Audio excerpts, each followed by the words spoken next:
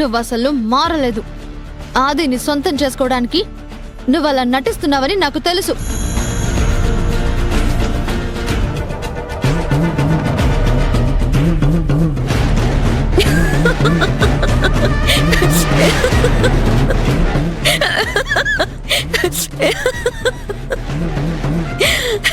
నువ్వు చాలా ఇంటెలిజెంట్ పవి. మొత్తానికి కనిపెట్టేశావు. 4 రోజుల నుంచి నేనాడిన డ్రామా, కార్చిన కన్నీళ్లు, నమ్మించడానికి చేసిన ప్రయత్నాలు అంతా వృధా అయిపోయాయి. నాది నాటకమని తెలిసింది. అయితే ఏంటిప్పుడు? ఏం చేస్తావు? ఏం చేస్తావు? తప్పు చేస్తున్నావు సంజు. ఇది కరెక్ట్ కాదు. నువ్వు చేసిన పనికి అందరూ అక్కడ బాధపడుతున్నారు. నా విషయంలో తప్పులు డిసైడ్ చేయడానికి నువ్వెవరు?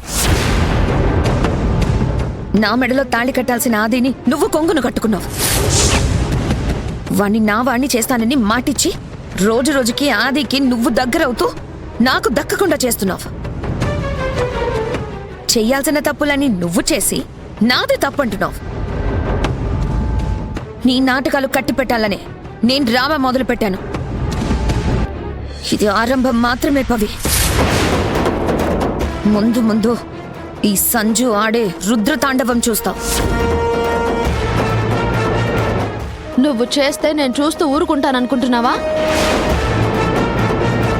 నా ఫ్యామిలీ జోలికొచ్చినా వాళ్ళకి చిన్న హాని కానీ బాధ కానీ కలిగినా అస్సలు నేను క్షమించను.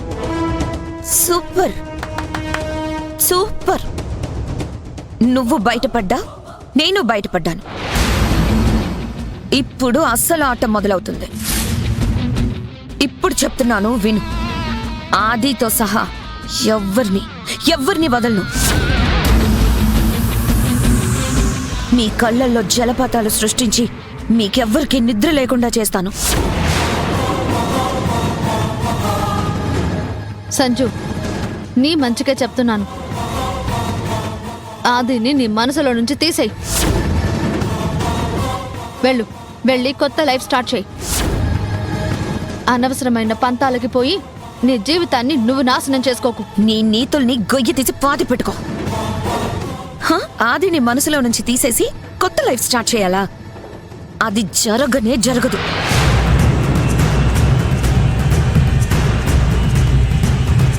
నిన్ను చీకొట్టి నాకు సంజునే కావాలి అని ఆది నోటితోనే అనిపిస్తాను. చూస్తూ ఉండు. అది నీ వల్ల కాదు. ఇకపైన ఆదిని నీ వల్ల నష్టపోనివను, ఆది మనసు కష్టపడనివను.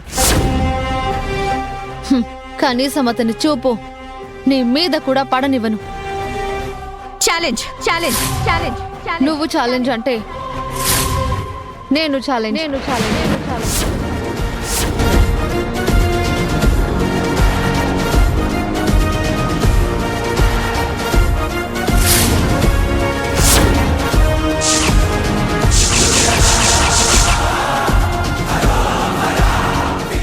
Now the game is on. Done. ఈ ఛాలెంజ్ మన ఇద్దరి మధ్యలోనే ఉండాలి. ఎవ్వరికి తెలియకూడదు. నేనైతే ఎవరికి చెప్పను.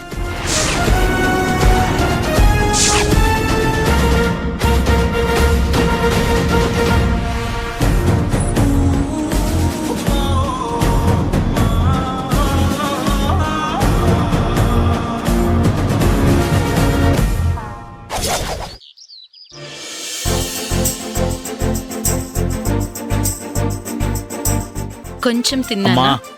చాలమ్మా. రే తిన్రా. వయసులో ఉన్నావు, ఉద్యోగం చేస్తున్నావు. తిండి కలిగితేనే కండ కలుగుతుందని మా తాతయ్య చెప్పారు. అది చెప్పింది మీ తాతయ్య కాదే, గురజాడు గారు. ఇప్పుడు మీ బోర్డు సవరణ అవసరమా? తినండి.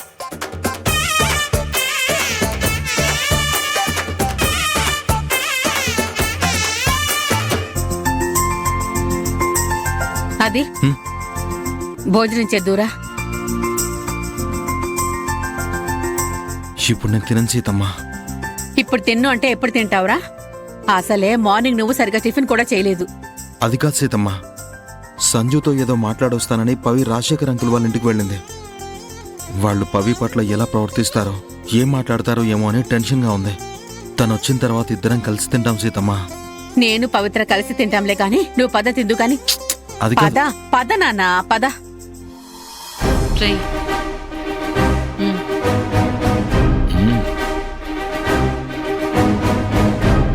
రా కూర్చో. అమ్మా, మరీ మనుషులు ఎంత దారుణంగా తయారయ్యారంటే ఎదుటి వాళ్ళకు మాత్రం ఎక్కడా లేని నీతులు చెప్తారు, వాళ్ళు మాత్రం పాటించరు. వాళ్ళు చేస్తే నీతులు, ఎదుటి వాళ్ళు చేస్తే మాత్రం బూతులు. రేయ్, భోజనం దగ్గర నోటిని తినడం కోసం మాత్రమే వాడాలి, వాగడం కోసం కాదు. తిను. ఎందుకు బావా ఇప్పుడు? అసలే జరిగిన దానికి మనసేం బాలేదు, సైలెంట్ గా ఉండొచ్చు కదా. అంత బుద్ధి ఉంటే ఇదంతా ఎందుకు? అబ్బో బుద్ధి! అసలు బుద్ధి లేని పనులు చేసిందెవరు? నువ్వు ఎవరినంటున్నావు సీత? పాపం సంజనాది స్వచ్ఛమైన ప్రేమ. ఈ ఆదినే సంజనాని మోసం చేశాడు.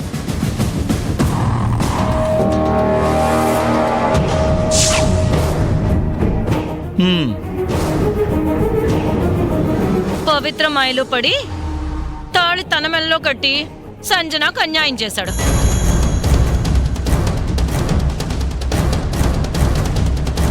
హ్మ్, మరంతగా పవిత్రి ఆదిని వలలో వేసుకుంది. రేయ్ రేయ్, ఏంట్రా ఏం కూసావు? ఆది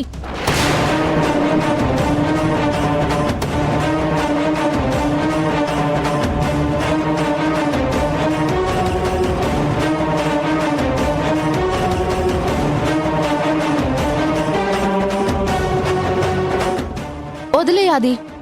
ఛే!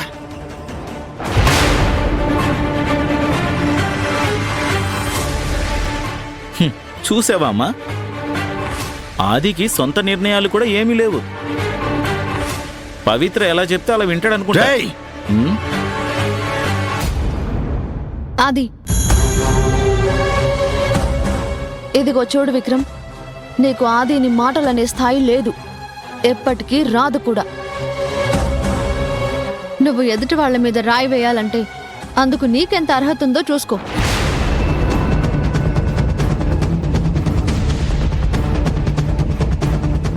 తిరిగి నేను కానీ ఆది కానీ ఏదైనా మాట్లాడితే నీ తల ఎక్కడ పెట్టుకోవాలో కూడా తెలియని మనిషి నువ్వు. అందాక తెచ్చుకోవడం నీకే మంచిది కాదు. ఏంటి, నా కొడుకే వార్నింగ్ ఇస్తున్నావా? వద్దు పిన్ని, తల దించుకునే పరిస్థితి తెచ్చుకోకు. హ్మ్, వదిలే అమ్మా, వాళ్ళతో మనకెందుకు? తిన్నాం, కూర్చో. అంతేలే, కూర్చో. సిగ్గా ఎగ్గా తిను.